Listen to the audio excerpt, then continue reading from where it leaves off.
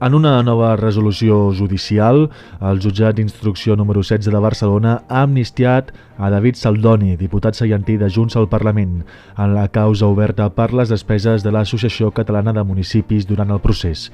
Segons el jutge, els fets s'ajusten a la llei d'amnistia, per la qual cosa s'ordena l'arxivament de la causa.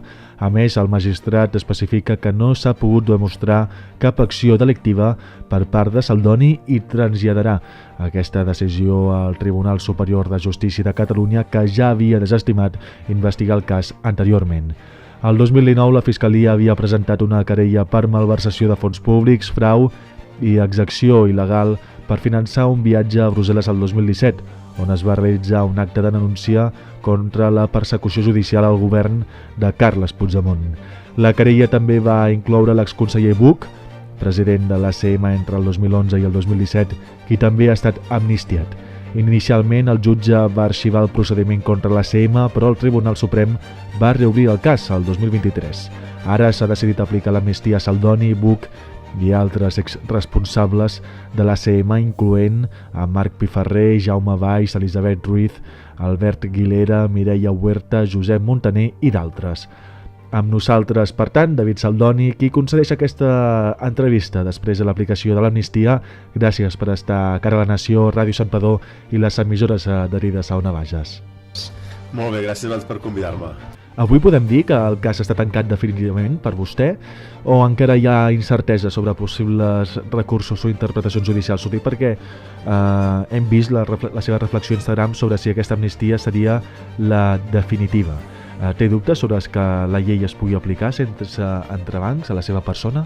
Sí, perquè com estàvem dient justament, aquest és un cas que l'any 2021 ja es va arxivar, que es va sobreseir el cas i va ser després l'any 20 que a iniciativa del fiscal el Tribunal Suprem va reobrir la causa i per tant van tornar a intentar investigar i obrir aquest cas, i ha sigut ara l'any 25 que finalment es dona per tancat. Hi havia uns dies, quan vam sortir la notícia, hi havia dies perquè el fiscal encara pogués tornar en aquest cas a apel·lar i que es tornés a obrir el cas i no es tanqués d'aquesta manera, però ara ja han passat els dies i no ens consta, almenys de moment, que hi hagi hagut aquesta apel·lació i per tant esperem que el puguem donar per tancat definitivament.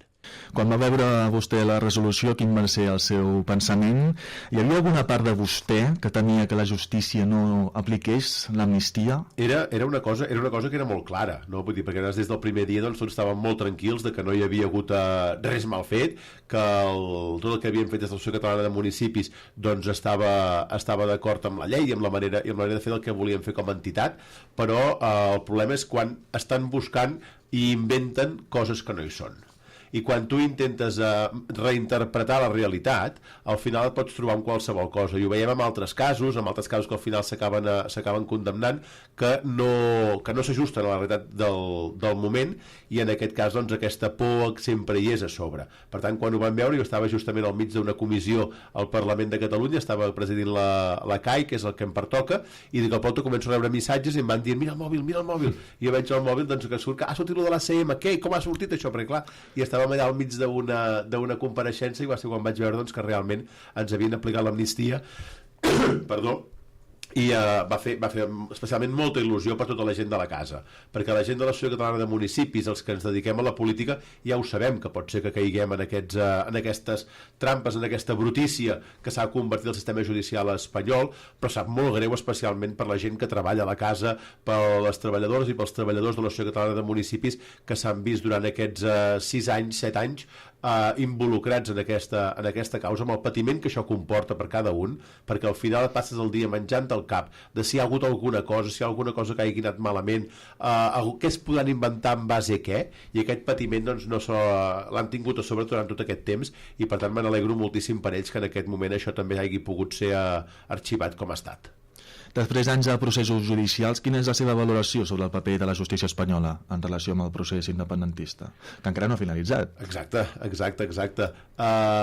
Hi ha una sobredimensió espectacular, vull dir, és que, mireu, si recordem exactament com comença aquest cas meu, jo estava aquí a Manresa, havia anat al dematí a Manresa, i a les 9:30 del dematí jo marxava cap a Sallent una altra vegada, i aquí a la pujada roja, la pujada de la sortida de Manresa anant cap a Sallent, em van parar 3 cotxes se'm va posar un cotxe al davant, un cotxe al darrere i un cotxe al costat, i em van fer frenar mentre estava conduint, i em miren, i jo pensava, què està passant? Dic, no vaig ni tan lent ni tan ràpid com perquè m'estiguin parant aquí al mig de la carretera, i em diuen, tu ets el David Saldoni? I jo dic, sí, i em paren al mig de la carretera, i llavors m'intenten tarillar, i els dic, no anem a un altre lloc que no m'escaparé de cap manera. I llavors va ser quan ens comença tot aquest procés, ens van anar a Barcelona, etc. Una sobreactuació de tot plegat que és fora de sèrie. I llavors aquí doncs venen, s'emporten totes les coses de l'Associació Catalana de Municipis, intenten rebuscar allò que no existeix, per veure si en base al que hi ha es pot crear alguna causa. No és que investiguin alguna sospita d'algun fet delictiu, sinó que al final t'entren, t'ho agafen tot, i llavors intenten veure si poden muntar alguna causa al voltant d'això. I això és el que ha passat en molts casos en l'àmbit independentista aquests últims anys, que és, escolta'm, aquí ja ho veuen que no hi ha res, però intenten agafar tot el que poden, a veure si amb una mica d'aquí, amb una mica d'allà, amb una mica de més enllà, intenten crear una causa que pugui ser condemnable, perquè el seu objectiu no és trobar algun delicte, sinó que és condemnar la causa. Ho hem vist amb els policies infiltrats en alguns moviments independentistes. L'amnistia era una condició per facilitar la investidura de Pedro Sánchez. Junts per Catalunya ha sigut molt exigent amb el president del govern espanyol en aquest sentit, quan hi havia un mínim assumpte que pogués no aplicar l'amnistia, no?, a les persones afectades pel procés, sempre ha rebutjat, sempre ha llançat algunes propostes al Congrés dels Diputats. Junts ha pres la decisió correcta. No sé quina és la seva valoració sobre l'actuació d'Esquerra Republicana en aquest sentit, perquè sí que és cert que en el moviment independentista es veu que Esquerra Republicana potser cedeix massa a Pedro Sánchez i al Partit Socialista Obrer Espanyol. Bé, nosaltres el que portem dient des de tots aquests últims anys és que nosaltres a Madrid, al Congreso, no hi anem a fer amics. Nosaltres, des de Junts per Catalunya, no formem part de cap bloc i no volem formar part de cap bloc. No volem formar part de l'Espanya progressista ni de l'Espanya conservadora, ni de los de derechas ni de los de izquierdas, perquè el nostre objectiu és defensar Catalunya. I per tant nosaltres anem allà i diem, escolta'm, si hi ha alguna cosa que beneficia Catalunya, hi votarem a favor. Si hi ha una cosa que el que fa és ampliar el cafè para todos, si hi ha alguna cosa que el que fa és no afavorir Catalunya o anar en contra de Catalunya, nosaltres no hi votarem a favor, per molt d'izquierdes que sigui o per molt de derechas que sigui. I per tant aquesta és la nostra feina. Això et porta moltes incomoditats. Per què? Doncs perquè arriba un moment en la llei d'amnistia mateix, que era la nostra voluntat d'aconseguir, la primera versió que hi havia no era una bona llei d'amnistia i ens van dir de tot, perquè no vàrem tramitar-la. I ens van dir que esperar 3 setmanes a que baixéssim del burro, a que aconseguíssim l'amnistia que volíem, que era una amnistia amb un període de temps més llarg i que hi capigués tothom. I encara avui estem veient que allò no s'està aplicant. Però si no haguéssim fet aquella... Algú va dir, hòstia, aquesta us heu carregat no sé què i tal i qual. No, si no haguéssim sigut durs en aquell moment i fóssim capaços de votar que no a la llei d'amnistia, que era el que més volíem, però que no estava ben feta, avui hi hauria molta gent que no podria ser amnistiada. Per tant, la feina és aquesta, al final és estar als llocs per defensar realment el que creus i tindre les mans lliures per poder votar que no s'hi convé. Ho hem vist els últims dies, també ho hem vist amb el tema de les pensions, amb el tema del decret òmnibus aquest que han volgut fer, l'últim cas més recent, però que ja és la segona vegada que ens ho fan. Intentar-te colar 80 mesures perquè el titular són 3. I amb el titular dels 3 tu pots dir, home, com pot ser que no hi votin a favor d'això? Bueno, perquè n'hi ha 77 més, moltes de les quals que no ens agraden. I per tant el que no podem fer és que per 3 del titular te n'haguis de menjar 80 d'aquestes que n'hi ha moltes que van en contra, justament en aquest cas era dels Joets o de Catalunya. I per tant el que hem de tindre és aquesta valentia a dir, escolta'm, no formem part del bloc del Pedro Sánchez per ser, perquè som del bloc d'izquierdes, que és el que li passa a Esquerra Republicana. Esquerra Republicana, com que són del bloc d'izquierdes, progressista i tal i qual, vulguis o sempre tenen més agafat per aquesta banda. I nosaltres diem, no, nosaltres no som d'aquest bloc, nosaltres som del bloc de Catalunya. I per tant, si això d'aquí no ens interessa, ho votarem en contra i no ens fa cap mena de por votar al costat ni del Partit Popular ni de Vox i la gent que diguin el que vulguin, perquè nosaltres el que fem és defensar Catalunya i ho farem passi el que passi. De moment, no sé si s'ha posat sobre la taula la Moncloa el tema de l'autodeterminació, però sí que és cert que ara mateix Junts està demanant altres competències, com pot ser la immigració.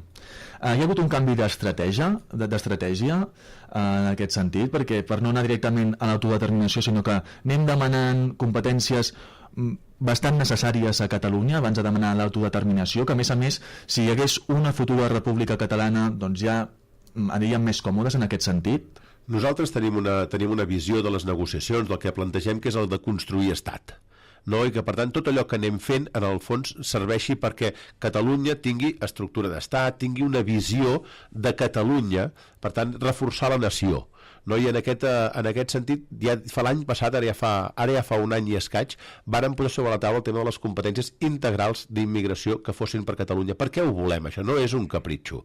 Això el que és veure una realitat de que Catalunya és diferent que la resta de l'Estat i per tant l'aplicació de les polítiques d'immigració a Catalunya han de ser diferents del que són a la resta de l'Estat. I aquest traspàs integral nosaltres no ens el menjarem de qualsevol manera.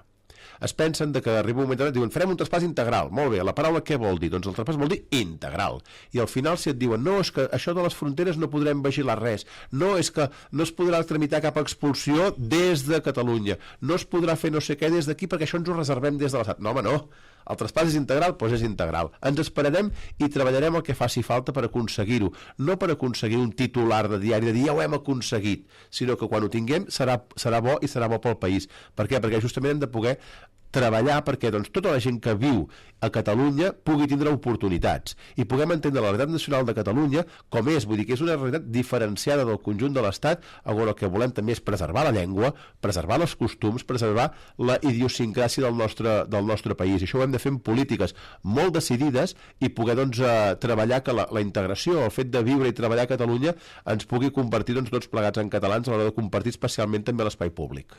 Una altra reclamació que es realitza és el català a Europa, que sigui una llengua oficial a nivell europeu. Hi ha qui diu que amb l'amnistia es tanca una etapa i que l'independentisme ha quedat estratègicament. Ho comparteix? Anem a remuntar-nos al 2019, al 2018, al 2017, manifestacions a tot el país i ara cada vegada menys persones a la Diada Nacional de Catalunya. Correcte, això és una realitat i per tant no hi podem tancar els ulls. El que hem de fer és de pensar que no ens podem estar sempre pensant d'allò que temps anteriors van ser millors. Cada moment històric té el seu moment, el seu projecte, la seva manera de tirar-lo endavant. L'any 17 es va tirar endavant amb una grandíssima mobilització ciutadana per poder treballar i per poder fer aquest escac a l'Estat que va ser l'1 d'octubre, que va ser el moment en el qual Catalunya va autodeterminar-se, va dir realment que volia ser un Estat. Això, òbviament, finalment no s'ha pogut concretar com haguéssim volgut en aquell moment. I la repressió ha fet gran part de la feina, perquè han aconseguit reprimir, han aconseguit que hi hagués moltes persones d'aquest país que hagin estat a la presó, a l'exili, represaliades, i això doncs al final es nota. Ara, en aquest moment, el que hem de fer és tornar a planificar un nou futur, un nou horitzó, que no ha de ser igual del que va ser l'any 17. No ho farem segurament amb una altra via catalana, amb una altra manifestació de la V baixa, de les maneres que ho vam fer. Ara, avui, també tenim la cartografia i la manera de què ens ha passat des de l'any 17 fins a l'any 17 i després de l'any 17. El nou embat que hem de plantejar a l'Estat per aconseguir la sobirania de Catalunya haurà de ser d'una altra manera, amb l'aprenentatge que hem tingut, planificant un nou horitzó, una nova manera de fer-ho possible, i ha d'anar empaltada de reforçar la nació, reforçar Catalunya com a nació, per tant que els catalans i les catalanes estiguem orgullosos del nostre país, que confiem en les nostres institucions i els nostres lideratges que hi haguin al davant, per tal de poder plantejar un repte, un nou embat a l'Estat, que en aquest cas ens porti a una nova situació. Reforçar l'independentisme és també noves cares en l'àmbit polític? Al final, l'independentisme el que ha de fer és sumar. I sumar vol dir la gent que hi és, la gent que ha de venir, els lideratges que hi ha, els lideratges que s'han de construir de nou, perquè al final això no va d'uns sols lideratges, sinó que va d'una polifonia molt gran.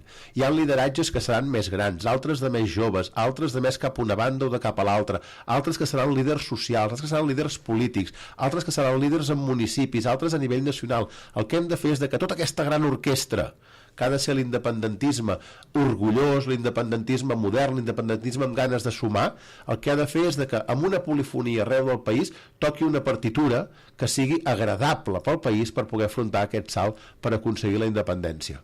Anem cap a Catalunya. Salvador Illa ha intentat projectar una imatge de moderació i estabilitat.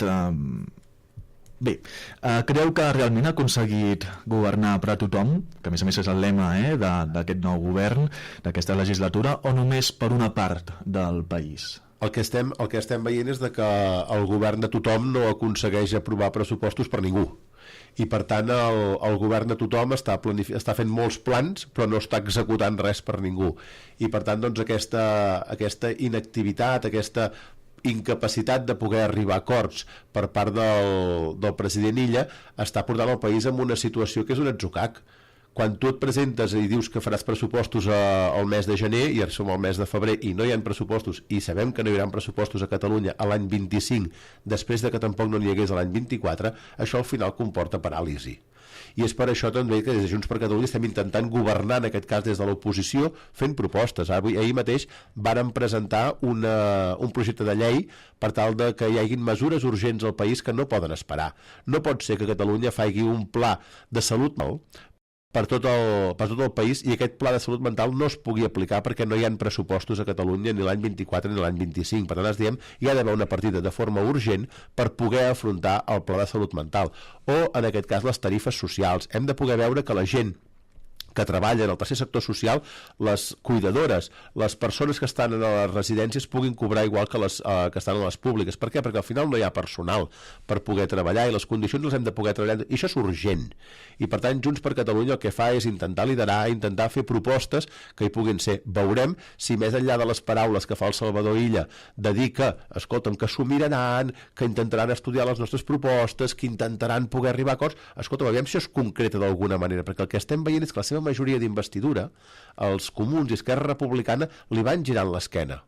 Per què? Doncs perquè no deu ser capaç de poder arribar a acords. I en aquest cas el president Illa ens n'adonem que ha fet tot un seguit de propostes a sectors socials de Catalunya prometent aquesta estabilitat, prometent aquest lideratge, i al final el que veiem és que els ha de deixar de banda. Per què? Doncs perquè els comuns li impedeixen fer no sé què, els comuns el forcen a fer no sé quantos, i per tant aquesta tensió i aquesta pulsió dels comuns al Parlament de Catalunya està separant també el president Illa de sectors socials que li havien fet confiança i que crec que veuen amb Junts per Catalunya una oportunitat.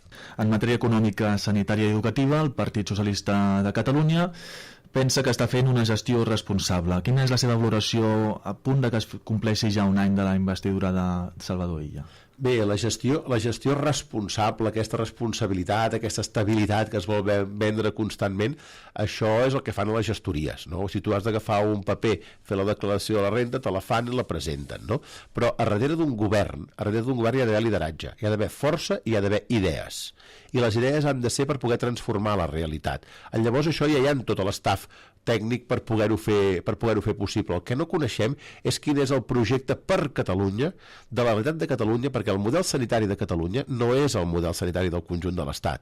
El model educatiu que tenim a Catalunya no és el mateix model educatiu que tenim en el conjunt de l'Estat. La presència del tercer sector, la col·laboració pública-privada que tenim a Catalunya no és present en el conjunt de l'Estat. Per tant, aquesta força del país, aquesta força de la gent, hem de veure com és capaç el govern de liderar-la, d'impulsar-la, d'agafar les idees i saber com això es plasma a la realitat. Per tant, aquesta feina, aquest lideratge és el que no veiem, de confiança amb la gent, de confiança amb el país, perquè doncs, veiem un govern que és molt sucursalista. Només pensem que vingui el Pedro Sánchez i vegi que estem fent pisos de protecció oficial, que vingui el Pedro Sánchez i que vegi que estem fent no sé què, que vingui el rei i que vegi que no sé quantos. Realment, si volen venir, que vinguin, però l'important és que vinguin i que veguin la força de Catalunya, el lideratge del país, i que se n'adonin d'una vegada per totes que Catalunya és diferent. Quina és l'estratègia de Junts davant el govern de Salvador Illa? Oposició frontal o marge per acords puntuals? Nosaltres sempre estem oberts a arribar a acords, sempre estem oberts a poder posar els temes que interessen a la gent a sobre de la taula, però el que no farà mai Junts per Catalunya és rendir-se. És dir, escolta'm, per poder arribar a un acord el que farem és rebaixar els plantejaments. Per poder arribar a un acord que no molesti a ningú, això no ho posarem sobre de la taula. Aquest no és el nostre estil. El nostre estil és l'estil de l'ambició, l'estil de demostrar que Catalunya té una cara pròpia, que Catalunya té una gent amb un talent espectacular a l'hora d'afrontar els reptes. Per tant, nosaltres, quan parlem de temes pressupostaris, el que volem és que Catalunya controli tots els impostos de Catalunya, que el concert econòmic sigui una realitat. Per què? Perquè hem vist, després de 40 anys, que la sagnia d'any rere any, al final afecta la competitivitat del país. Hi ha d'arribar un moment que puguem dir prou. Hi ha d'haver un moment que puguem dir prou amb els temes d'immigració que els volem gestionar des de Catalunya. Hi ha d'haver un moment que hem de poder dir prou amb la manera de tractar-nos, en aquest cas per part del govern de l'Estat, en les competències lingüístiques, en l'àmbit de la multireincidència, en els àmbits de la seguretat. Tot això hem de poder dir prou i explicar quin és el model català, que és el que estem fent des de Junts per Catalunya. Per tant, a ser-hi per arribar a acords, sí, però amb els plantejaments de màxims, amb els plantejaments de qualitat que volem pel nostre país. Dues preguntes més en relació amb política catalana, ja hem passat a l'estat espanyol. En qüestions d'habitatge, és el tema central dels informatius, també d'aquest programa. Quina és la posició de Junts en aquest sentit? Sabem que és un partit de dretes i que defensa el propietari. Bé, no, jo no ho definiria com un partit de dretes, sinó que jo sempre m'he definit a mi mateix i per tant Junts per Catalunya hi ha molta gent que es defineix de moltes maneres. Tenim un corrent d'esquerres, tenim un corrent socialdemòcrata, tenim un corrent liberal a dintre del partit. Jo sempre dic que jo sóc una persona de centre ampli, no? I que per tant és allò de poder treballar en molts moments pel que convingui. Hi ha moments al llarg de la vida que convenen més unes coses i moments que en convenen més unes altres. Per tant, en aquest moment que estem veient que hi ha una emergència en l'àmbit de l'habitatge, el que no podem pensar és que això ho solucionarà només l'administració. No podem pensar que l'administració ha de construir no sé quants 50.000 pisos que poden anunciar, que això tothom sap que el govern no ho pot fer sol. I per tant el que necessita és, complicitat amb els ajuntaments, d'acord, però especialment també complicitat amb el món privat. A Catalunya qui fa i qui farà pisos han de ser també en aquest cas les empreses, els promotors que hi ha arreu del país, les cooperatives, les fundacions, tota la gent que ha estat treballant en temes d'habitatge al llarg dels anys. Per tant, la col·laboració público-privada és una marca de la casa, perquè és la manera de poder aconseguir sinergies tots plegats per fer possibles els reptes que ens plantegem. I avui el que hem de veure és que durant uns anys també ens hem plantejat i hi ha hagut aquí sobre la taula que semblava que l'ocupació era una forma d'accedir a l'habitatge. I hem de dir clarament que no, i que hem de ficar en el mateix nivell el dret a poder viure, el dret a tenir un habitatge i el dret a la propietat privada. I per tant, al final de que tu tinguis un habitatge en algun lloc i vingui algú i te l'ocupi, això no està bé. I per tant, com que no està bé, no es pot permetre. En aquest sentit, des de Junts hem presentat una proposició de llei al Congrés dels Diputats per tal que hi puguin haver les desocupacions en 48 hores, perquè no pot ser que una persona que té l'escriptura de casa seva, el contracte de lloguer de casa seva, li ocupin i aquí no passi res. I això és una cosa que al final la gent no ho entén i hem de poder-hi fer front d'una manera molt decidida. Això no està renyit en cap cas amb que hem de fer unes polítiques d'accés a l'habitatge per tothom i que la gent ha de poder viure amb dignitat. I per tant tothom el que ha de poder fer és tindre una feina, poder treballar amb bons salaris per poder tirar endavant la teva vida. Bé, anem amb el futur polític, amb el seu futur polític. Anem a entrar una miqueta en tema personal. Durant aquests anys d'investigacions, remuntem-nos al principi de l'entrevista, hem parlat de que vostè gaudeix ara mateix una amnistia en aquell procés contra l'Associació Catalana de Municipis. Durant tots aquests anys d'investigacions i processos judicials, hi ha hagut moments en què s'ha plantejat deixar la política o tornar, per exemple, a la política local, a Sallent, al seu poble? Sí, et passen pel cap moltíssimes coses, però al final també tot són etapes. Jo si t'he de dir a nivell personal, jo crec que l'etapa més feliç de la meva vida, sense cap mena de dubte, ha sigut l'etapa d'alcalde, de regidor a l'Ajuntament de Sallent, perquè és on amb la política de proximitat és on tu veus, en aquest cas, la transformació del dia a dia. Quan s'obre un polígon industrial, quan pots crear un programa d'atenció a les persones, quan pots obrir un programa d'atenció als joves, en aquest cas que no volen, que no estudien ni treballen, ni que han de poder tindre oportunitats. Quan fas tot això i ho vas veient realitat, és quan doncs, satisfà molt la vida política. El govern de la Generalitat, el Parlament de Catalunya són nivells diferents, però també tots són molt importants per poder doncs, fer aquest marc que al final ens ha d'ajudar a tenir un país de qualitat. Una valoració ràpida del nou govern municipal de Sallent, que està governat per Esquerra Republicana. Bé, jo crec que és un govern que està aprofitant també doncs, les oportunitats que vàrem deixar des del nostre govern, que estan aconseguint construir la residència, que estan aconseguint fer molts projectes que havíem iniciat, i el que els demano és que siguin capaços de crear-ne de nous, de començar a crear nous projectes perquè el futur de Sallent pugui seguir endavant. David Saldoni, diputat seientí a Junts per Catalunya al Parlament, gràcies per estar en el dia d'avui a Cara de Nació. Molt bé, gràcies a tu, gràcies a vosaltres, i també felicitar-vos per la feina i perquè aquesta xarxa també de ràdios municipals sigui una bona eina per poder acostar la comunicació als nostres ciutadans dels nostres pobles. Moltíssimes gràcies, tenim amb més notícies.